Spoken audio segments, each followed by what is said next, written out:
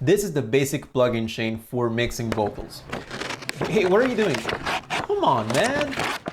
Just one thing before we get started. There's no single magic way to mix vocals that will sound great every time. Every recording is different and every mixing engineer has a different method. What I am going to show you is a simple process that you can adapt to your style of music. And if you follow this, you will be able to make vocals sound professional. I know it's difficult to practice mixing when you don't have access to properly recorded tracks. So you can click the link in the description to download the raw tracks of the mix that I'm about to show you. That's it. Have fun. So this is what the whole thing sounds like. Right in front of me, a couple makes what could melt the snow. Making fun of me, a single look never cut me so. When I know, save the conversation, I know. A deeper contemplation is all I need to make believe. Everyone would love me if I could fool the world. Now we're gonna listen to the lead vocal and I'm gonna be turning on and off the effects. Right in front of me, a couple makes what could melt the snow. Making fun of me, a single look never cut me so. When I know, to save the conversation, I know. A deeper contemplation is all I need to make believe. Everyone would love me if I could fool the world. First, I'm gonna show you the effects inside the track itself, and then we're gonna go into the sends. I'm gonna turn them all off one by one, and we're gonna go effect by effect. So the first step is tuning. I'm using Waves Tune. Maybe you're using Melodyne or whatever you're using. The first step, if you're gonna be using pitch correction, is always gonna be tuning. Here it is without any pitch correction. Right in front of me, a couple makes what could melt the snow. So you're probably not gonna be able to hear much of a difference. I'm using very little pitch correction. But when you add all the instruments and harmonies, it does make a difference when you have everything in tune. I'm not gonna go in depth into how to tune a vocal. I made a video about that already. You can click up here or the link down in the description. So step 2 is EQ. We're gonna equalize the vocal. I usually use 2 EQs. One to take away bad frequencies that just don't sound good to me. And then I use another one to emphasize good frequencies that sound nice in that particular take. So for the first EQ that I have here, I'm taking away 5 dB below 101 Hertz. This is very standard. I don't really need all of those super low frequencies in the voice. It's also very common to take away the middle frequencies around 500 Hertz. And I'm boosting a lot of top ends, so over 10 dB of a boost for everything above 11,000 Hertz. That's a very extreme case, but it just depends on your track. Right in front of me, a couple makes what could melt the snow. Making fun of me, a single look never cut me so. When I know, to save the conversation, I know. A deeper contemplation is all I need to make believe. Everyone would love me if I could fool the world. So hopefully you can hear that that's making a massive difference. It sounds way brighter, obviously, because we're adding a lot of high frequencies. When I turn off the EQ, it kind of sounds like I'm covering my mouth with my hands. That's kind of what it sounds like to me. I'm gonna use a graphic EQ so you can visualize it a little bit better. First, we're gonna clean up the low end. Right in front of me, a couple makes what could melt the snow. Making fun of me, a single look. Something like that, around 100K. We're gonna listen to those frequencies now. Right in front of me, a couple makes what could melt the snow. Making fun of me, a single look. That's pretty much garbage. We don't need that in the mix. Now we're gonna boost the high end.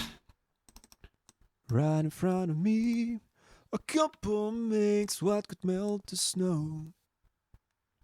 Making fun of me, a single look never cut me so. When I know to save the conversation, I know a deeper contemplation is all I need to make believe everyone would love me if I could fool the world. And now we're gonna look for that middle frequency that doesn't sound too good, and that's usually in the 500 hertz range. Right in front of me, a couple makes what could melt the snow. Making fun of me, a single look never cut me so. When I know to save the conversation, I know. That sounds nasty, so we're gonna take off some of that. Right in front of me, a couple makes what could melt the snow. Making fun of me, a single look never cut me so. When I know. It sounds way clearer. So that's kind of what I was doing, but I was doing it with an EQ that doesn't have a graphic interface. Then I'm using an EQ to boost a little bit of the 2.5K range. I'm using the first one to take away frequencies and the second one to boost nice frequencies. Right in front of me, a couple makes what could melt the snow. Making fun of me, a single look never cut me so. I just felt like it was lacking that frequency, and that's gonna depend on your microphone and on your recording. So after EQ, we have compression.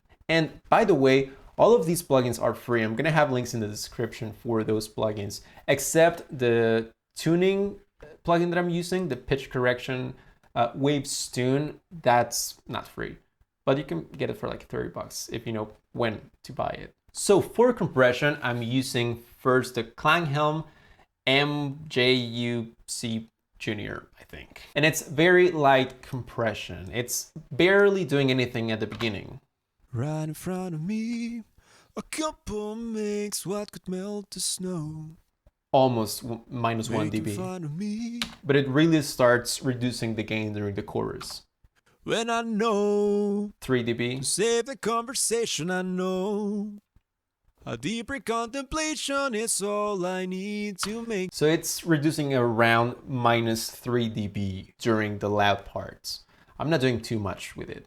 And then I'm using a second compressor to compress a little bit further to make it a little bit more tight. And this time, when I know similar level of compression, I know minus 3 dB. A deeper contemplation is all I need to make believe everyone would love me if I could fool the world.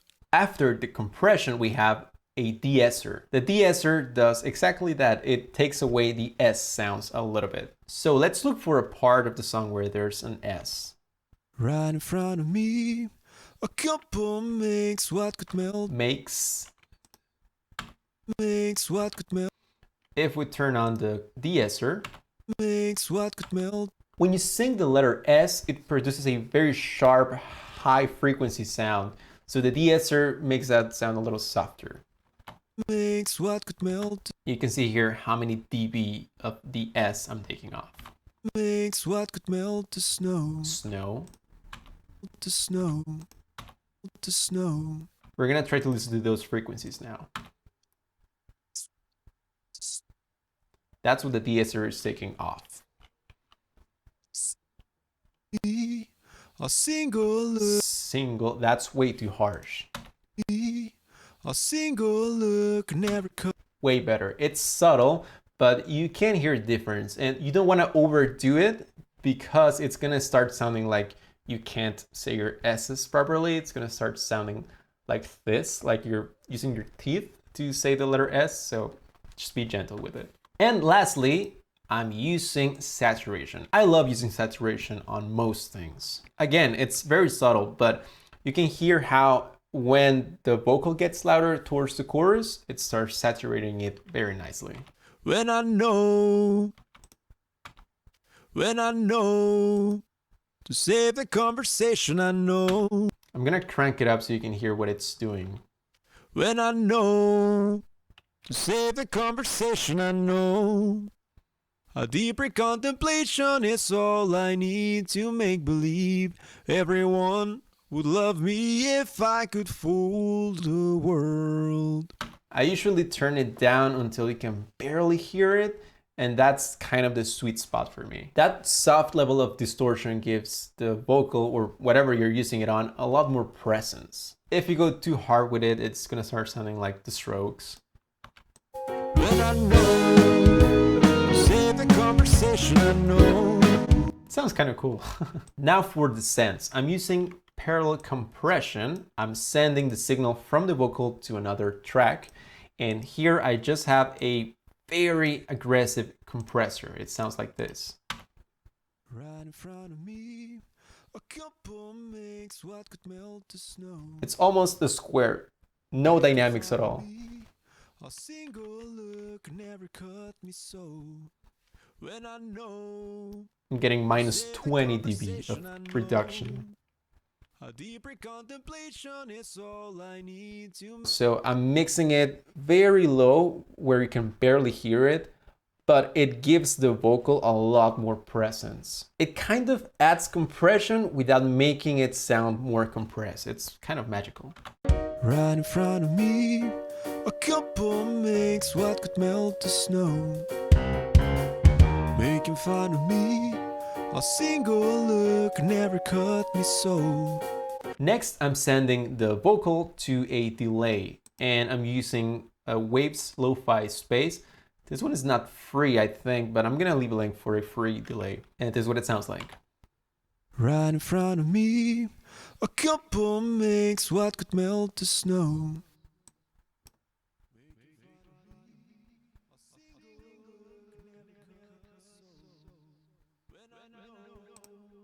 To save the conversation, I know a deeper contemplation is all I need to.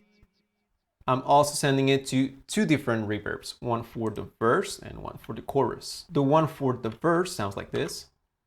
Right in front of me, a couple makes what could melt the snow.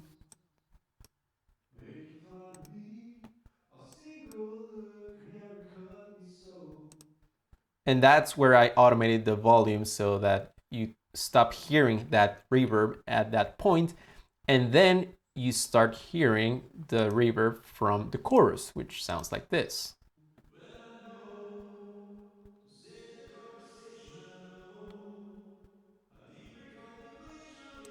I need to make believe everyone would love me if I could fool the. So the reverb from the verse is smaller, it's a smaller room. And the one I'm using in the chorus sounds like this big concert hall. That's because the overall mix is smaller in the verse, and for the chorus, everything sounds bigger, so I want a bigger reverb sound that has more presence.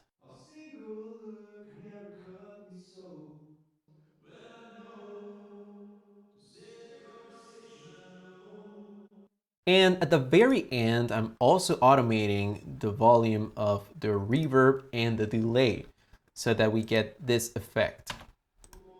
Would love me if I could fool the world. I really like having those ends where the delay and the reverb just stop and then it becomes this like dry ending. Everyone would love me if I could fool the world. If I didn't have that automation, it would sound like this. Everyone would love me if I could fool the world. The reverb and the delay just keep on going, and I wanted that full stop. For the harmonies, I'm doing pretty much the same thing. Ooh, ooh.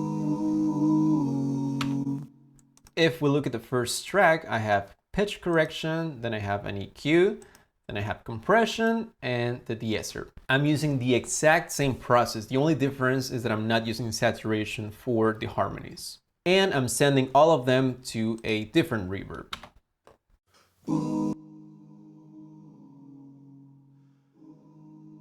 A deeper contemplation is